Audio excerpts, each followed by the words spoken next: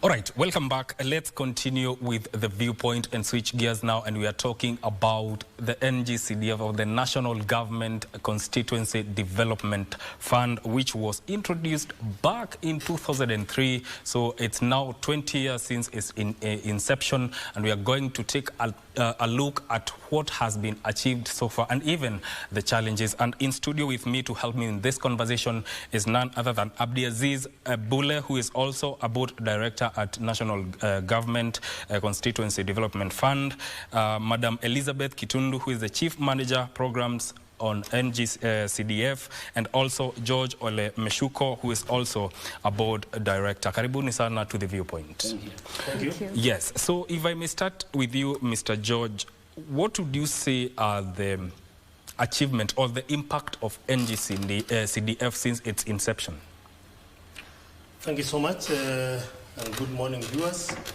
As you have heard, my name is George Ole Meshuko. I'm director of the board of National Government CDF Board for almost 4 years running now. CDF was started in 2003, and we are at the apex of 20 years of the existence of the board or the fund.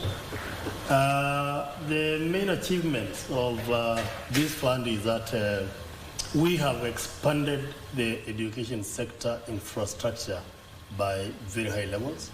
By now we have done almost 3,000 classes, half of it, which is 55% primary schools and 45% primary schools. This fund has received almost 460 or 470 billion shillings from the National Treasury. We have, apart from the classes, we have done dormitories for the schools. We have done laboratories for schools. Yeah. We have also done a lot in the security sector, building offices for the police, the National Police Service, the administration sector, and even putting high masts on for security lights for the low-end dwellers in our various towns in our countries. So the match is we have done a lot for the education sector.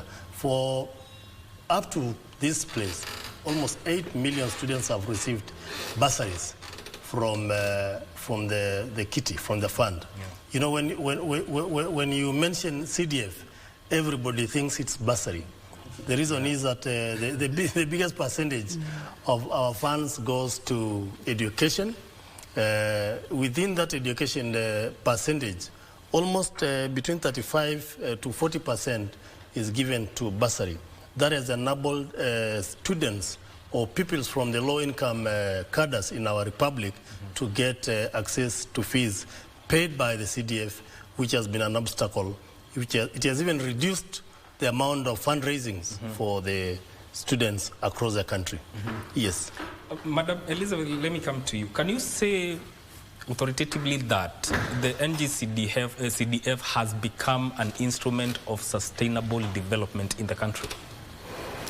Thank you, and good morning, viewers. I would really agree with that explanation, that NG-CDF has brought about sustainable development. And you see, when you talk about sustainable development, we are looking at how the human development is interacting with the ecosystem and how we are bringing out a balance. So when you look at our projects under the NG-CDF, you realize that we are very careful about taking care of the environment. Sustainability in that, even currently, 5% of our funds go to climate change, which means we are very much aware that whatever development we are undertaking must be cognizant of the environment. And further, I wish also to reiterate that we look at the projects that we have implemented, first of all, to ensure that there is that sustainable development. We ensure even the involvement of the public in terms of the implementation. So they will be sustainable in terms of ownership and in so many other aspects. Thank you. Yes. Mr. Abdiaziz, let me come to you. What contributes to the effectiveness of NG-CDF in terms, when it comes, we are talking about projects and budgeting. What contributes to this effectiveness? Very well, thank you very much. What contributes is how the Act has specified what this fund should be undertaken. The Act is very clear on a project that's supposed to be undertaken under this fund. It is the Act that guides the boards on what should be implemented. Under this Act, the board role falls on three major sectors. That's education, security, and environment, which now we call majorly the education sector receives the highest percentage, followed by the security sector. Under the education sector, we can categorize into three. That's now the infrastructure part, the bursary, and the tertiary. Under now the tertiary, for example, the judge has mentioned that the money we spend on the secondary and the primary. Not only that, but also a huge amount of money goes to tertiary. For example, Kenya, through this fund, 61 Kenya medical training colleges were funded, of which now 34 of them are in full gear and functioning. Under again the same, through the collaboration of the Ministry of Education, the fund has contributed technical training institutes. 130 or so technical trainings were contributed on through this fund. So we say that this fund has hugely impacted on the education sector. On the same line, the security sector, when we say security sector, it starts with the assistant chief, the offices, and the setups. It goes to the chief, the police, housing of police, it goes to the administration offices. So it touches security at large after the education sector. Also, in the same light, it touches in the environment, of which now, as by the changes of Act 2023, it is now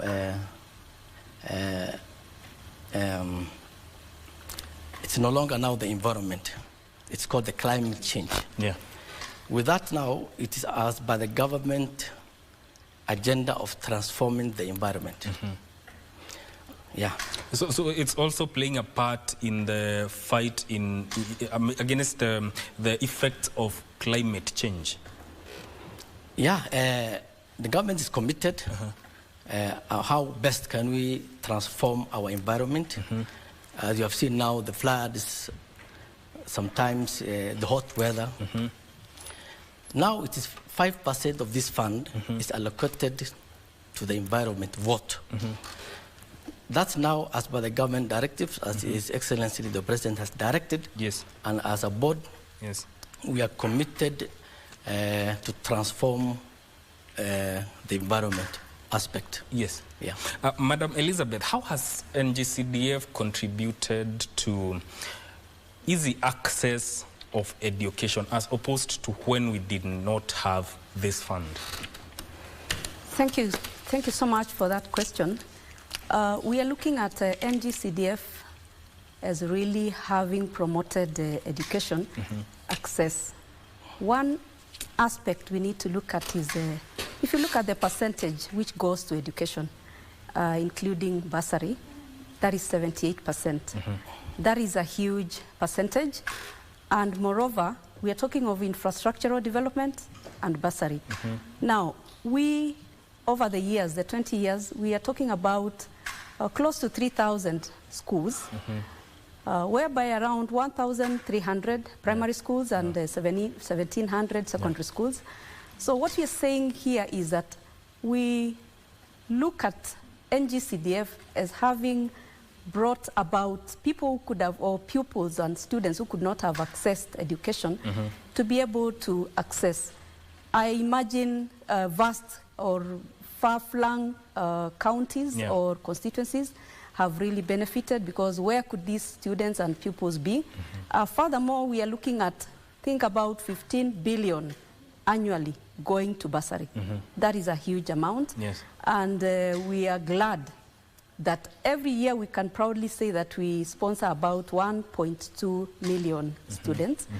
So we are contributing and we are supplementing government's initiatives to ensure that we have free education, both in primary and secondary schools. So over the 20 years, we can say we have really somewhere. We are really somewhere in attaining that maybe dream of ensuring that there is access to education. Yes. Yeah. Now, Mr. Mishuko, CDF in a way is involved directly with the citizens of a particular constituency. Now, what is their role in terms of identifying priority projects in all this? Thank you, Mr. Migwe. First and foremost, you asked how effective is the process of the fund. Yes. I want to say that out of the 100% funds that are sent to the board, 95% of the funds are sent to the constituencies, the 290 constituencies in Kenya.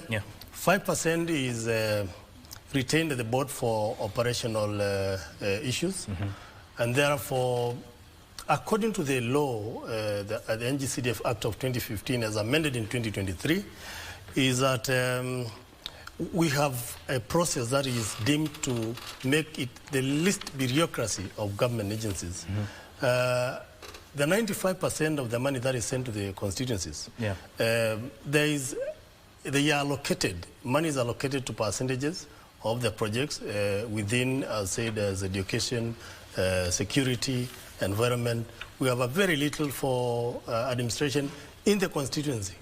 Now, we have three organs in the board, in the fund.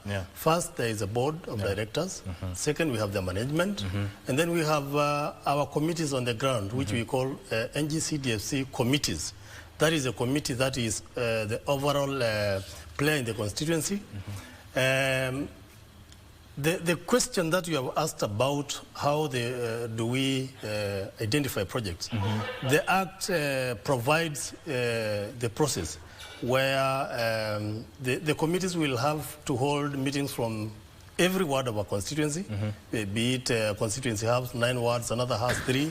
They'll have to go all the constituencies, do public barazas, which is the citizens' meetings, for the public, the citizens, to identify the projects where they will put in priority. And then they are amalgamated by the committees of the constituency. They are put in that form of priority so that they can be sent as proposals to the board. The board will view the proposals. We will approve according to their needs and the finances. And then we finance through disbursement of the funds to the constituencies. So wananchi are the key people that are going to identify which school, which class, which lab is more needy in whichever part of that ward, so that they can be brought up to the constituency level for the committee to present it to the board. Yes. We are going to take a short break. We'll be right back with more. Don't go too far. This is The Viewpoint.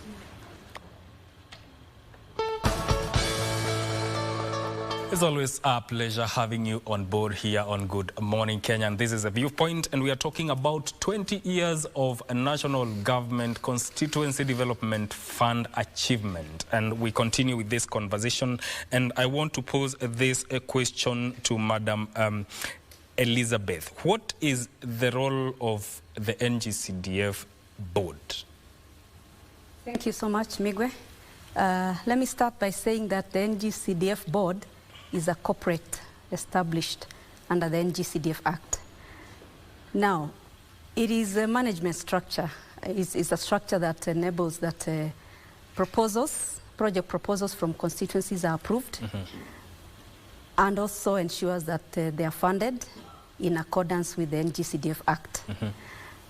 Further, the NG-CDF board is charged with the mandate of ensuring even the best practices. What I mean by that is that we as the NG-CDF board, or the board normally wants to showcase best practices in constituencies by implementing some of the projects to give it as an example. Further, the board is charged with the responsibility of handling complaints, because every place where there is a development going on, of course, there will be complaints here and there. So the board plays that role. We also have the board ensuring efficient management of the fund, because we want to make sure that whatever funds we get, and the director has clearly stated that we have received over 464 billion, that money must be managed in accordance with the law and also other statutes. So actually what you're saying is that the board plays a key role to ensure that funds are well managed. And of course, any other duty, any other assignments that the board may be given, including even ensuring that constituency committees are capacity built. Yes.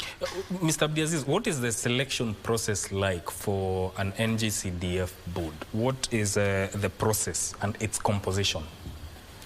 Very well. The board is composed of 7 independent board directors and 4 directors from the apparent ministries. Out of the 7 independent directors, 3 are on the gender-based. The appointing authority is the Cabinet Secretary, Ministry of Treasury and Planning, with the consultation of Public Service Commission. Thereafter, it is taken to the Assembly, and the Assembly that normally does the vetting of the Board of Directors. That's how the Board of Directors are constituted.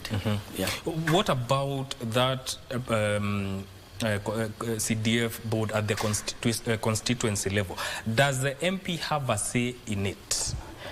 Very well. The Constituency Development Committee are also under the Act. This is a team selected from each ward. Thereafter, with the specific qualifications. Thereafter, they are gazetted because they will manage a fund. They will manage the money on behalf of their constituents. Those now will be mandated to handle the funds at the constituency level. They represent every ward. Those people, when we are picking, they represent every ward. They also constitute people of disability, the gender also. A lot of things are considered when selecting the constituency committee. Now, whenever they submit the request as by the need of the constituency, let me say this. When they're selecting projects, they go around and do what we call public forum or public participation. So every ward has its own need. They pick now the request from all the wards. Every ward has village, and they go to all those villages. They do what we call project proposal. They compile a report. That report now is being received by the National CDF board. Now the board will approve as per the priority and the need of those projects. So those constituency, let's say now the member of parliament is an overall patron. But he doesn't administer the administration of the fund. At the grassroots level, the member of parliament also does oversight at the assembly, but he doesn't undertake the activity at the constituency. Now, Mr. Olemeshuko, how does the board ensure that these projects that the NG-CDF is funding adhere to the regulations laid out? Well, thank you so much. First and foremost, our projects must be aligned to our medium-term plan of the 4th Media MTP of 2030. It is also aligned with the new government model, that is bottom-up economic transformation agenda. Now, the projects that we fund is that projects that are aligned with the core functions of the national government. Yes. You know, after devolution, we have 2 levels of government, where some other functions have been taken to the county governments. So specifically, we do functions that are core to the national government, that is education, security. Most of the time, there are issues that projects that we cannot fund. We cannot fund projects that are geared toward religion or religious activities. Yes. We cannot fund projects that are geared to politics or political activities. At the same time, we do not, apart from the ICT hubs, which is a new entrant in our projects, other projects that have recurrent expenditure do not qualify to be funded by the board. And lastly, and very important, we do not fund projects that are deemed to benefit individuals. It must be the group, the society, that are geared to benefit from these projects. Schools, KMTC, the ICT hubs, the security sector, it must offer benefits to the larger group of people, not individual. Yes. Yes. Madam Elizabeth, talk about the collaboration between the Member of Parliament and the NG-CDF board in terms of achieving successful project implementation. Thank you, Migwe. I want to start by saying that the role of the Member of Parliament, as foreseen in the Constitution, is representation, oversight, and legislation. Now, when it comes to NG-CDF, the Member of Parliament comes in, starting with the National Assembly. The National Assembly is the one that approves the act that helps in the implementation of our operations. They also actually provide generally the legal framework. And they also make sure that the structures that manage the fund are in accordance with the law. We can also say that we have a select committee that is charged with the responsibility of overseeing national government NG-CDF. Let me put it that way. We call it the National Assembly Select Committee on NG-CDF. Now, their role is to ensure that the legal framework is in place, meaning that whatever projects that are implementable are in line with the Act. And when I say in line with the Act, I talk about what the new law requires, that we only undertake only exclusive functions of the national government. So that is the role of the NASC, to ensure that the board and any other structure complies with the Act in terms of management of the fund. I will also bring in another angle of the Member of Parliament. Of course, we know that there was a challenge. We had previously in our Act, the 2022, where the Member of Parliament was playing a role under a committee that was being called the Constituency Oversight Committee, where he was the chair. But currently, in this 2023 Act, he is no longer, that committee is not there. It was, the Act was repealed to make sure that there is separation of power. So what we are saying is that basically the Member of Parliament, being a stakeholder also in the constituency, is an elected member of a particular constituency. They also have a right, or they have a role in ensuring that whatever projects that are identified by the community serve that community. So they are part of the public, that is what I'm saying.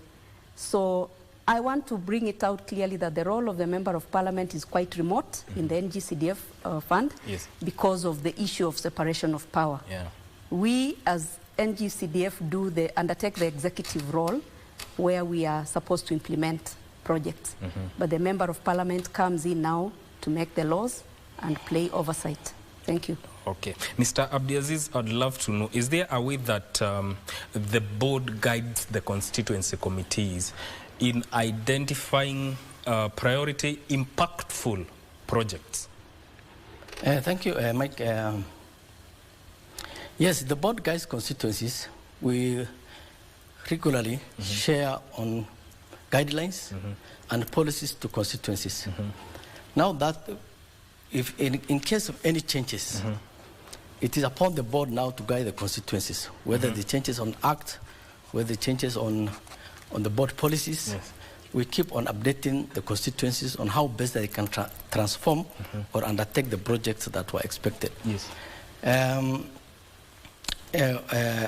Recently, there was a change in the Act 2023 that had a number of issues, including the climate change issue. What was expected of the board was to guide the fund towards this agenda. And that was communicated immediately to constituencies, and where there was required training, we offered training to constituencies. Now, it is upon the board to align the activity of the fund as per the government agenda of the day, to transform with the agenda of bottom-up with the current government. So we provide policies, we provide guidelines as expected of the board. Yes. Mr. Mishuko, let me come to you. Of course, we cannot say since 2003 the process has been smooth.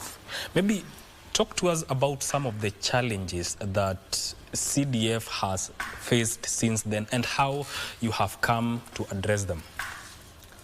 Well, I think one of the main challenges has been and is still the challenge of existence of our board or the fund, where some civil society has continually taken the fund to the judiciary or to the courts to say that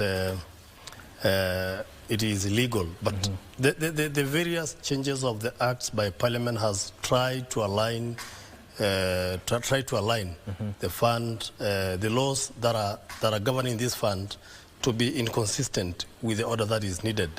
The other challenge is about finance. You know, always finance is not always enough. Yes. So here and there we have been having disbursement challenges, but that continually is being addressed by our parent ministry, which I want to say that we are on good course. Those are the main challenges, but the operational challenges about the act, about the operational activities down at the ground is being addressed by the board as the executive arm of the fund, and also the change of the laws by the National Assembly. Yes. Those are the major challenges that we have been having. Yes. Yes. Have you ever received cases where some constituents feel like some areas are favored more than others? Constituencies are not favored. But areas, the complaints that we usually get from in a sample constituency is that sometimes we get citizens saying that we have not been having projects compared to that area. So we are, as my manager said earlier, we have a section of complaints in the board led by our legal team where those complaints are brought and they are fully addressed in due time. Yes. Mr. Abdiaziz, are there new areas that henceforth the CDF is going to focus on as we talk about matters sustainable development? Very well. The new areas that now as per the current Act of 2023 include the issue of climate change, and that is being given more emphasis. Initially, there was 2% of the funds that were allocated to the climate change, but now that has been changed to 5% of the fund. It's a quite good number of good percentage. That's one part that is we really focusing as per the directive of His Excellency the President. Yes. The other issue is we have our demonstration, our own board projects. So what we are focusing more on is quality, durable project in our constituencies. You just mentioned that there are those areas within the constituency because of maybe politics that feels we have not been receiving on the company on the same line. Yeah. But what we are focusing on the project that can serve the interest of our citizen, quality projects. Yeah. It was in the limelight that some time back that some constituencies were having challenges on maybe classrooms, those maybe we can call them politics. What we have now gone, if 3,087, thereabout classes were constructed for the last 20 years, KMTC, technical trainings, and MOSO. The environment part, I think we are on course, we are doing great. And next few years, as by the changes of the Act now, more is expected of the board. Yeah. Yes. As we come to a close of this program, I'd love to hear from you, Madam Elizabeth. What is the vision of the National Government Constituency Development Fund in terms of development within the country in the next 5 years? Thank you so much.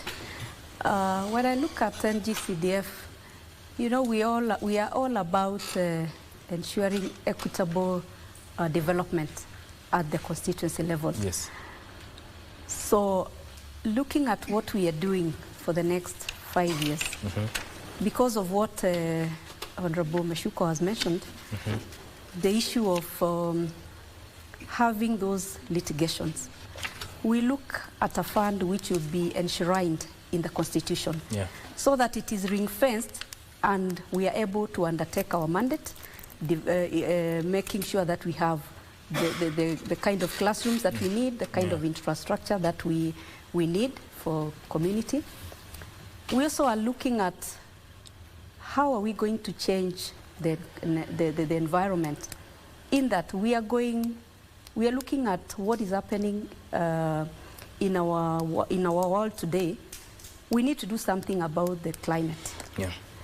So we had mentioned that we are setting aside 5% to climate change. So in the next 5 years, we want to see afforestation happening, reforestation. We want to see the community sensitized on climate change and how we can mitigate.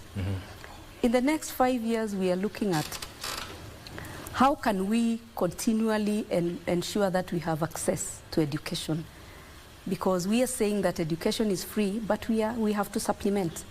We have to ensure that through bursary, we are able to get more people or more pupils and students attain education. Yeah. We are looking at how do we fall into making sure that there is 100% transition from primary to secondary school. Yeah. So in the next 5 years, and God willing, we shall be able to see ourselves even get more funding. Yes. Because the law has ring-fenced NG-CDF that we cannot receive less in the current financial year. Yes. So we continually get more money. Yes. Thank you. Mr. Ole Meshuko. Yes. Your parting shot. Oh, my parting shot. Yes. First and foremost, going to the future, as my colleagues have said, the fund is going as one of the government agencies. Yeah. We will strive to really put up our activities based on a better bottom-up economic transformation agenda. Yes. That is a key anchor policy of our government, led by our President, His Excellency William Ruto. Yes. The other thing is that we look forward as a fund for the entrenchment of this fund to the Constitution. Yes. So that we will not face challenges of extinction or extermination by the civil society as happened in 2022 in July. Yes. The other thing is that we have one of the biggest challenges as a country for our youth. Yes. And that is why we have the new policy on ICT hubs entrenched also in, as one of our operations going forward, so that in the coming 5 years or beyond, our young ones, our youth will be having the hubs in every constituency or in every ward, where they will be getting the ajira, so that we can. That is addressing the unemployment issue. Thank you. Thank you. Thank you. Yes. Madam Elizabeth, 1 second. My colleagues have mentioned it, and actually we need to... Yes. Sasa, thank you, but I'm told we are out of time, but yeah, we'll thank you for making time for us, but yeah, we'll continue having these conversations and letting Kenyans know what is happening in terms of NG-CDF. I was talking to Abdiaziz Bule Yaro, who is also a board director at NG-CDF board, and also Madam Elizabeth Kitundu, who is also the chief manager of programs NG-CDF, and George Olemeshuko, board director NG-CDF. This has been The Viewpoint. My name is Mike Megwe. Keep it KBC, and don't go too far. Vivian is coming right back with more.